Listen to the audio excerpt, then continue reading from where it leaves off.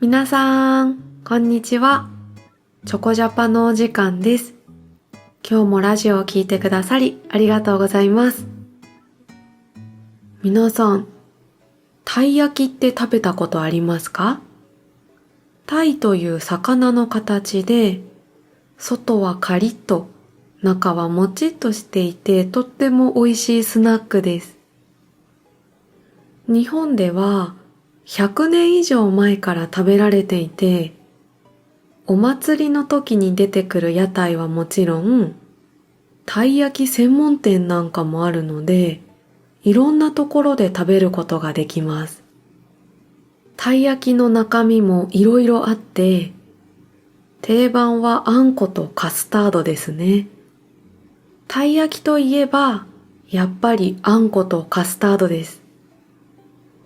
あんこは、あんこを作るときに使う小豆の豆の形を残した粒あんと、豆の形が残っていないこしあんの2種類があります。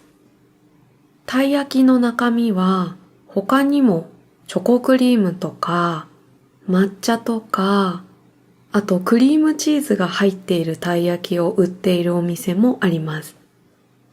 私は抹茶のたい焼きがすごく好きです。美味しいんですよ。ということで、今回はたい焼きについてお話ししていこうと思うんですけど、たい焼きの話をするときによく出てくる話題があって、それが、たい焼きどこから食べる？です。たい焼きって鯛の形をしてるので、頭もあるし、目もあるし、尻尾もあります。そんなたい焼きを食べるとき、最初に口に入れるのはどこの部分？っていうテーマです。たい焼きを食べたことがある方は、前食べた時どこから食べたっけってちょっと思い出してみてください。このテーマではだいたい、たい焼きの頭から食べる人と尻尾から食べる人に分かれます。皆さんはどうですか？頭から食べますか？尻尾から食べますか？私は頭から食べることが多いです。理由は中身が尻尾よりいっぱい詰まってるからです。中身のクリームとかが温かいうちに全部味わいたいんです。猫舌なので熱すぎたら食べられないんですけどね。あとは子供の時に頭から食べたら頭が良くなるって言われてたんですね。それを信じて食べてたので、習慣で今でも頭から食べます。ちなみに、尻尾から食べると足が速くなるって言われてました。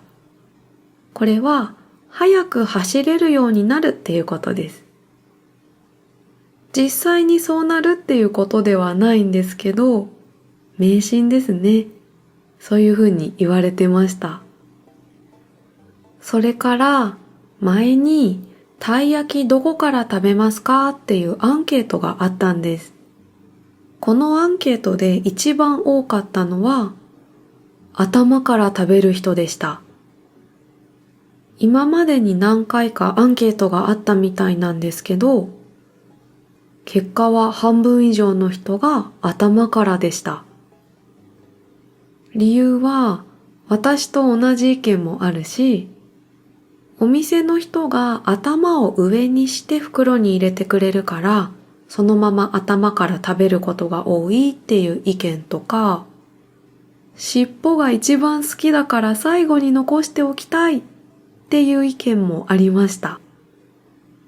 尻尾から食べるよっていう尻尾派の意見は、中身が詰まってる頭の部分を最後に食べたいとか、頭から食べるとたい焼きと目が合うからごめんねって気持ちになるなどがありました。確かにたい焼きには目があるので食べるときに目が合うっていうのはありますね。食べちゃうんですけど。他にも、たい焼きを食べる前に半分に割ってお腹から食べるっていう人もいます。一つのたい焼きを誰かとシェアして食べるなら、私もお腹から食べるかもしれません。今日はたい焼きについてお話ししてきました。皆さんはたい焼きどこから食べますか？ぜひコメントで教えてください。それではまた次のチョコジャパでお会いしましょう。またねー。